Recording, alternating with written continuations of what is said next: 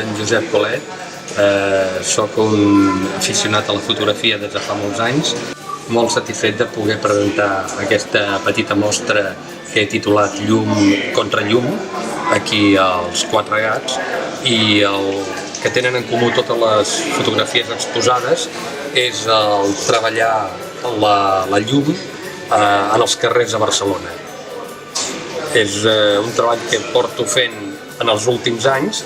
i que he intentat sintetitzar una mica amb aquestes 11 fotografies que composen l'exposició que hi ha aquí als Quatre Gats.